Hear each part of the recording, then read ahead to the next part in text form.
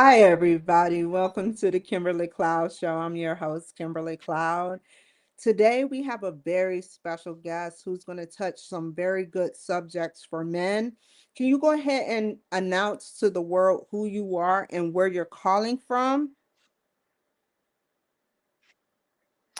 Well, it's great to be here, Kimberly. Thank you. I'm Daniel Sterling. I'm in my house in Denver, Colorado. Wow. Based on your age, I wanted to know, did you ever go to a John Denver concert? So he lived in my hometown, and I was never a huge fan of his music, but I thought he was a really genuine guy, and I know that he did a lot of good. So I'll put it that way. Thank you for your honesty. And now we're going to hear you talk about your past leading up into your present and what it means to you and how you overcame your challenges. So you're asking me to start at the beginning, and so I will do just that. I grew up in Aspen, Colorado. So my parents moved us there when I was 3 years old. Uh, this was when the town was what I call the wild, wild west, before it is what it is today, which is uh, just saturated with wealth. Back then, it was a much harder place to make a living through long off seasons. So, uh, What year was my this? parents took What on a year big was task. this? Uh, so they built that lodge in 1958. And the family lived in a sheep herder's tent by the river that summer while we were building the lodge. So it was rustic, to say it. Tell me But about the lodge. Tell me I'm about actually what the lodge meant to you. very good question. So I actually loved our lodge. It was small, it was like 15 rooms, but it was built right across the street from Aspen Highlands Ski Resort. So, as part of the deal of generating business for the resort, all of us kids got ski passes, so we all skied for free. That's where I learned to ski between my father's legs at 3 years old, literally. And we had horses and a pool and summer camp for kids. So, it was a busy place, and there was always something going on. Uh, but so we lived in the center of that lodge, my family. So there was five Did they kids and ever two give you cousins that like a lived with us plaque? at the Did time. they ever give you like a plaque or something? Because y'all were there kind of like first, or y'all were like a generation before the No, big wave of generation people. yeah, sure. No, there's no handing out of plaques. No, no. I wish. I The, uh, mean, the yeah. So it will always be my hometown, even though it's turned into sort of an abomination. I mean, it's beautiful and the skiing's incredible. So it will always have a place in my heart. Uh, but the family dynamic growing up in that lodge, our living space was right in the middle. So we had guests walking by, my bedroom windows all the time, and we all had chores. I had my mow the lawns and pick the cigarette butts from the gutter and vacuum the pool and help and on. It never ended. But my parents gave us a lot of freedom, and so uh, it was a hard upbringing for me in other ways. On a personal level, I had a brother who was tough. He was hard on me. He was hard on everybody. He had this yeah. side to him, and I have not had a chance to ask him about what it is. We don't talk, but so I was hiding from him a lot. I was hiding from my father, who was Were pissed you the off a lot, and youngest? so I would go out. I was fourth. So for many years, I was the youngest, and that had its own challenges because I Yeah, I'm the wanted to, youngest. follow. Yeah, so I wanted to do what they did. Um, so I became at a young age in addition to some tyrannical teachers in that school system, I always say there was something in the water there. A lot of pissed off older men. And I'm actually writing a second book about exactly this, about, how we're raising young boys, because my experience, I would not wish on anyone. And so, as I was saying, I grew up with this very hard edge to me and angry because of what was coming at me. So I developed all these screwy coping mechanisms. It was not good at Before you all. tell me about the coping mechanisms, tell me about, what did you develop? Tell me how did you feel your emotions then? Uh, so I was always wondering why it is that my brother was tying me to a tree and leaving me for 2 hours in the woods alone. It's like, why would you do that to me? I mean, I loved him as an older brother. I looked up to him. So I was confused and upset. And my mother was not the nurturing type. They were the types to just, you know, go out into the world, go play with your friends and show up for dinner. That was it. You did There not was deserve that, dude. You did no, not so, deserve that. there's a lot of people that had a lot worse, Kimberly, but each person has their own experience, and mine was not overly positive in these regards. So, um, I was telling you earlier that I started ski racing at 8 years old, and I won my first ski race and was flooded with all these good chemicals. And I thought, "Ooh, this is good. I like this."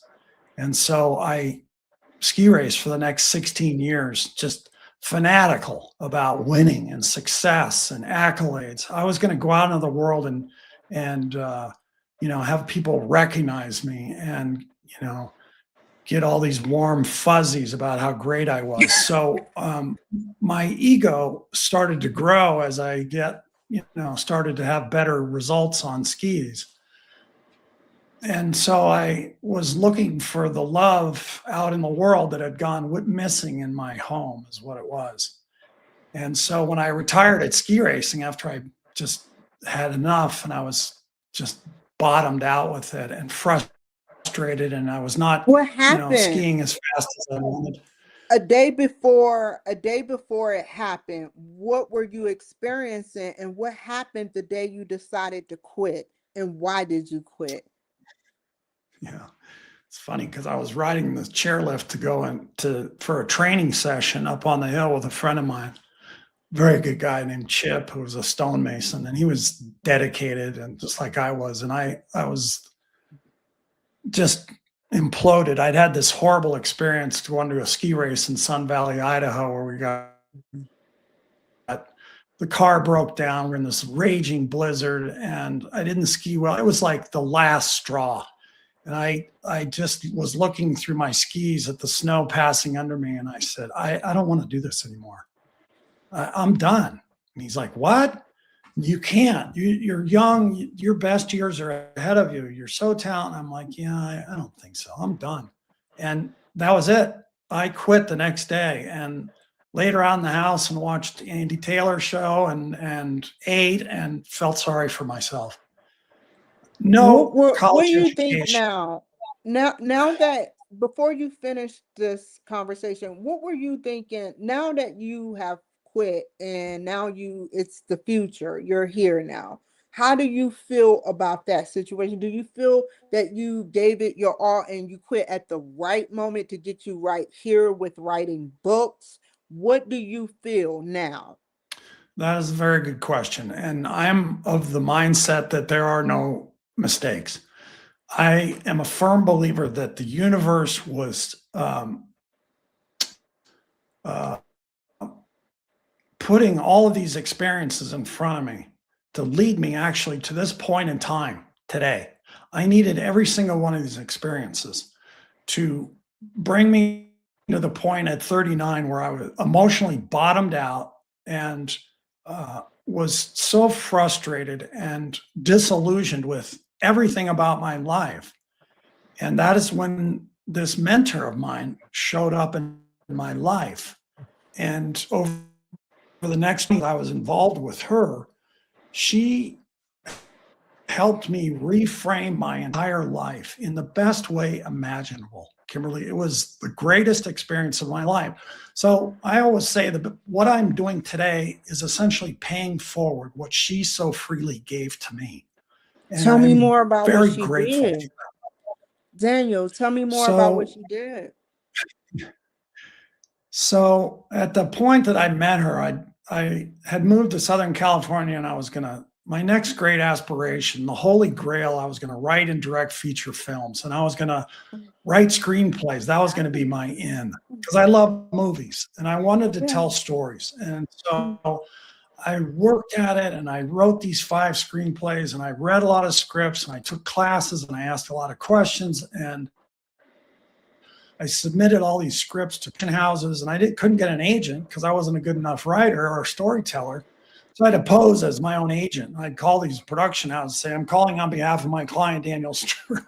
Well, I would So, do the I was same not thing. shy. That is very impressive, by the way. Damn right.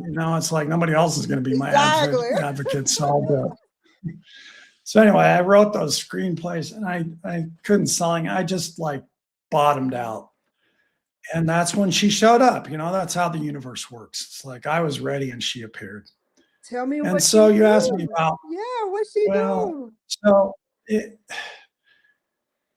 it's tricky to articulate, but what we call self-study. And so she would tell me, you got to get to know yourself intimately. Why it is Yes. that you do the True. things that you do. Why do you isolate when you and implode emotionally when you get in a difficult place with yourself and withdraw from everybody in your life? And I said, well, that's all I've ever known. So she wouldn't allow me to do that. And there was times Have when you all I been wanted to do was intimately run for the hills. looking at patterns of your life? Have I been? Yes. Since I met her, yeah, at 39, I've been, that's all I do.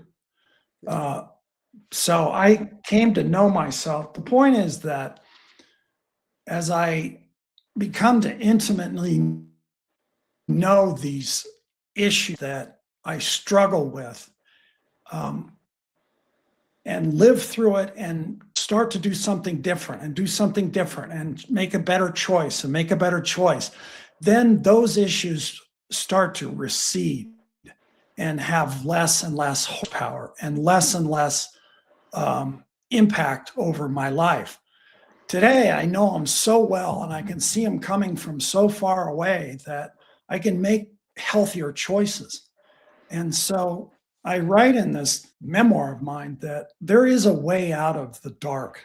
I know because I was there, and um, but I had a lot of help, and so I wanted to I tell you thought that something. I wanted to give a short story, and it's under a minute. Um, Something happened like a long time ago, where they did a study about water. They spoke real negative to water with one, like for a while, and then they just left the other water alone and spoke positive. Now they put it on a petri dish, and the water that was being talked negative to, it looked agitated. It was unstable, more unstable.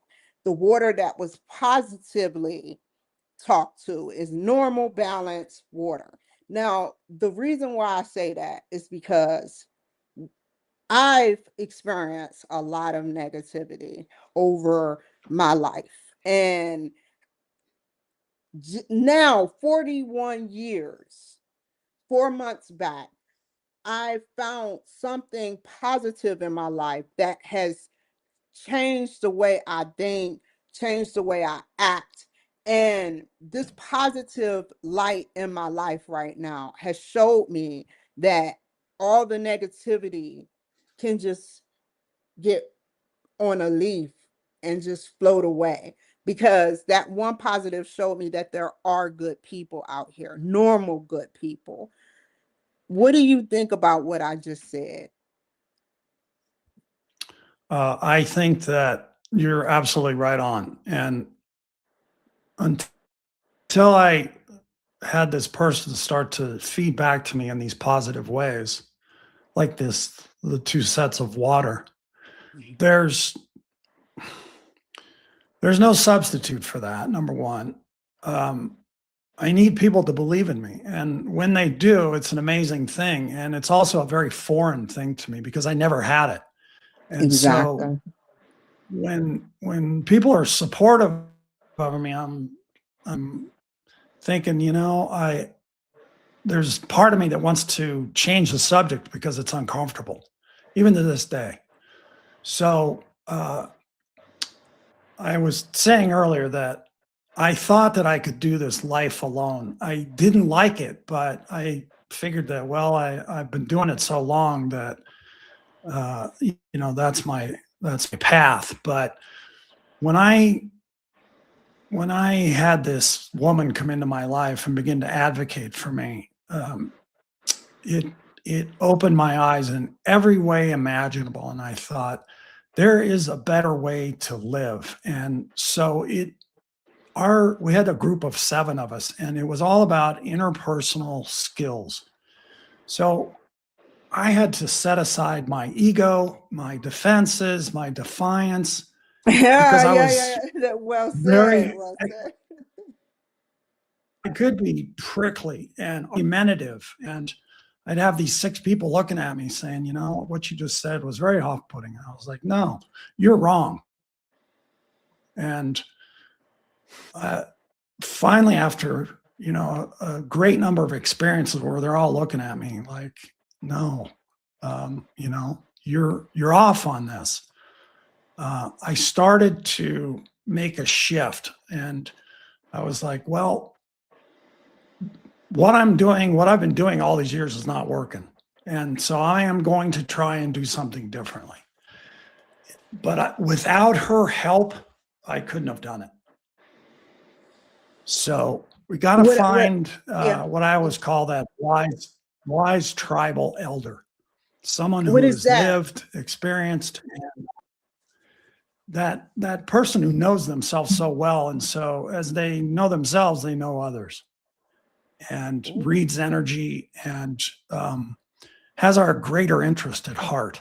We all need people like that in our lives because it's very hard to go through life without it, because we need How do people to you tell us seek the truth. other, like, how do you seek other support? I know you got one positivity block, but imagine having more positivity blocks near you in your camp, in Daniel Sterling's camp. So what do you know about going out there trying to find more people to advocate for you and be positive, versus the negative stuff you went through, sir? Because I believe in you. I just wanted to tell you, I read your bio. I totally believe in you. Like you are an Thank amazing you. person. I wanted to just get that for the record. You've been through a lot. Right back at you. Thank you. Thank you. You're welcome. So honestly, I'm not looking for that person. I feel a responsibility to be that person. Do I have all the answers? No, absolutely not. But I did start a men's group in Denver, and we meet once a month, Oh, and it's a very different. Yeah, it's a very foreign ground for me because I've never done anything like this. But I will tell you that I learned from the best. So I told you we used to meet our group of 7 in California every Monday. So and I watched this mentor of mine work, and she was a wonder. I mean, she was so smart. She could see what was going on before any of us, and she just had the ability to facilitate and track these very subtle behaviors that we were all doing, engaging in to try and hide our insecurities, our fears, our, a certain unwillingness to look at, personal behavior.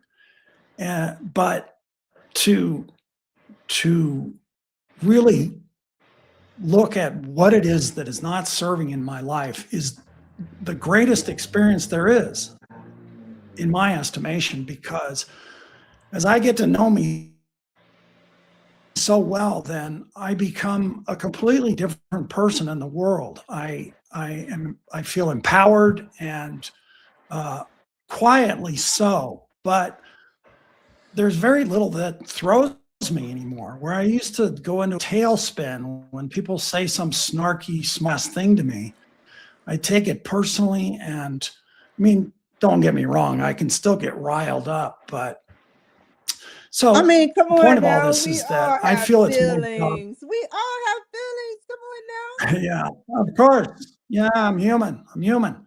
But I feel a great responsibility to pay forward what she freely gave to me. That's what this book is. That's what the men's group is. Tell me So about your I book. have a job. I have a job to do here. So the book is the story I just told you about growing up in Aspen and, a couple of abusive teachers and, a lot of angry men. So, You said you wrote like two more, right? no, I finished the memoir and I'm The trying to get memoir. it published. Tell me about the One memoir I'm and tell hoping me maybe. about the group. What do y'all talk about and how long does the group last? So we go 2 hours and we talk about our lives. I got a couple guys that are married and they've got their challenges in those relationships with their spouses. They got challenges with their kids, but it's authentic disclosure and it's informal. Anybody who's new, they come in and say, "Look, there's no guidelines here. We don't follow a chart, a graph, an I like outline. that. We don't do any of that. We just talk and put each other." So it's good. It's right now we have 107 members and 3 show up, 4 show up. Kind of typical, right? But we're talking about men, and men don't typically are not typically joiners, and they have no idea what this is. But it's Can you I compare it? am Like, is I'm it very encouraged. comparative to like what topics do y'all? I see the topics that you just said, but like, do you hit on like when someone's talking about like, hey, my marriage is failing. I'm trying to do everything I can, you know, change. As long as you're willing to change, as long as you're willing to be a better copy. But tell me about like when they say something is going on in their marriage, how do they recover from that? What support do these other men like in turn give to them? So that's a very good question. And Thank I you. can't speak for anybody else. All I can do is speak for me. And that is that I feel like as a facilitator, which is what I am, Mhm. my job is to track these dialogues and get a sense of what's really going on. So I ask a lot of Mhm. questions, is what I do. Um, and then occasionally, I don't believe in giving advice. And unsolicited advice, I think, is just one of the is such a trap. And I know I've done it in my life because out of insecurity. It's like, well, I've got the answer for someone else. Well, I don't claim to have the answer for anybody, but I occasionally I'll say, what do you think about this? About trying this? Don't And ever here's something that's restrict worked. yourself. Don't ever restrict Well, yourself or limit yeah, but yourself. advice is tricky. You're saying But that you're not worthy to give advice. That's what you're I'm not saying, saying right? that at all. I'm not saying that at all. I will tell you very matter of factly what has worked for me and what Okay. struggles I've had. And I Tell can me. take your experience and say, I've been in a similar situation like that. And here's what I did. Mhm. So tell me what you think about that. But as far as saying to someone, yeah, here's what I would do, I think here's what you should do. We don't, I don't, one of the first things I learned was to speak in I statements, and that is to speak for myself and for myself only and, Can and I? stay away from That's true. yous. That's true. Very, very true. That's a different opinion, but I understand it and I respect it. I definitely respect it 100% because how can you not respect something like saying stay away from like use eyes and stay away from use and etc. So I just feel like my only thing I can say is that you're worthy of it. And I would give it using eyes and limit use. Do you get what I'm saying? You say what I you've do. been through and how you overcame it without using you. Yes. Yeah. Yeah. That's it. So, yeah. Um, it's, I get, I get some positive feedback from these guys. You know, they look me in the eye and go, "Thank you for hosting this," because I have them to my house, and um, I I like to think that I'm taking what was given to me and planting seeds, and you know, giving them something else to think about. And it's like, well, how about this? How about a different way to think about this? As an example, I mean, we had a guy that Exactly. just left our group. He moved back east, and he was in this terrible custody battle for his 15-year-old son, and his wife's family had money, and they were just killing him in court and draining him financially, and he was just at the end of his rope. Mhm. And he's like, "I'm moving back east with my sister," and I was very sad, and because his son needs him. It's fun. The ex turned the kid against him, and so it was just volatile. But I was sort of gently saying, he needs you.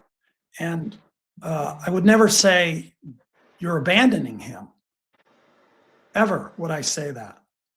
I would say that he needs you.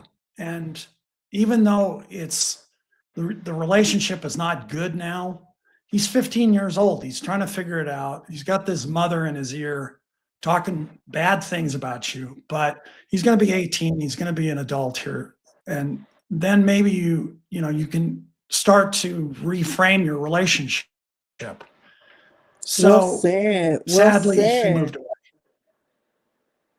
But um, so I try to be encouraging without Good. advice, is Good. where I'm going with this. Have you ever cried And that's before?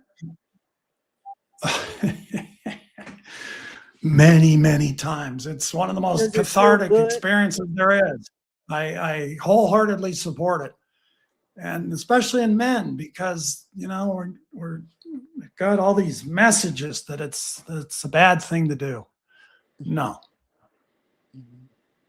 it's a great thing. It's vulnerability. And, we connect the If people you through just their had struggles straight and their male, pain. if you had straight male tactical energy where you just was 99% this way and 1% this way, then it would be totally different. Like I feel like you must be vulnerable. That is what gets me in good relationships with people, being vulnerable. And you were vulnerable with me. And I wanted to know because we're running out of time. You have the floor for a minute to give any type of advice if using eyes and not use however you want to my audience of what you want for your future and how you overcame some of the challenges because you can tell that your challenges you're living through your challenges every day, and I support that because I am too. So just tell the people, you have the floor for 1-2 minutes max, that how you feel about that. Uh, Boy, I'm not sure which question in there I Well, should ask, that's okay. answer. That's okay. I want to know how you are going to how you overcame your challenges like over the years and what advice you have to give to my audience. So, how did you overcome some of your challenges without reaching self-actualization? But you have your basic needs, such as now you got love. You got love with the supporter that the woman, tell me, tell the audience how you feel about your challenges and how you turn your negative thinking into positive by changing negative thoughts, either ignoring them or turning them into positive. Very good question. So, well, there was me back when I had no skills and no understanding of any of this. So I had no path out of a very dark place. When I started to learn these skills with this woman in my life, she was giving me tools, really. And I write in the book that there are tangible things that people can do in their own lives um, that make such a difference because number one, personal accountability is huge. I gotta strip these defenses away and stop defending all these positions that I have. And because nobody wants to be in a relationship with me if I'm that person. So find my humanity, be a better friend, be of service, um, and these negative thoughts, man, that's a hard one. And so I used to feel that I go into the woods, find myself in nature. That helps me a lot. Or I reach out to someone that in my life that loves me, I love them, and say, man, I'm having a day. I need to hear a friendly voice. Can you be that for me, please? I never would have been able to reach out to people. I just felt like I was living this solitary life, and it was very sad. So there is a way out. Read, find that wise tribal elder, is what I always say. Where they are, I couldn't tell you, but as they say, is when the student is ready, the teacher will appear. So I wish Just that for everybody. in contrary, if you isolate again, your people gonna isolate and you're gonna feel like they're gonna isolate from you. So I want you to continue to remain positive despite everything. I don't care. I don't care what happens. Remain positive and keep doing what you're doing. You'll get over it. I promise you.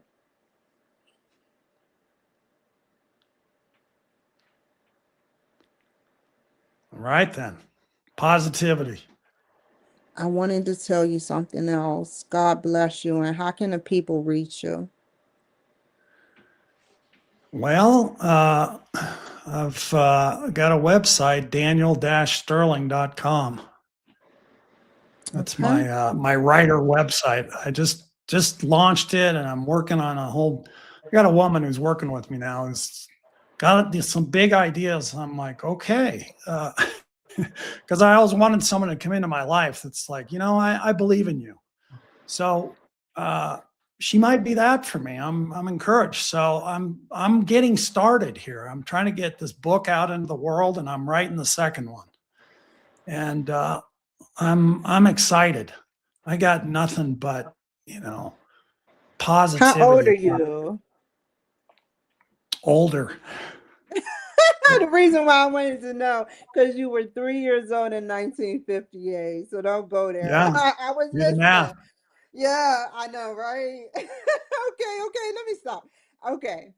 Thank you so much. You were a pleasure. It was such a pleasure listening to your story. Stay on the line for a second.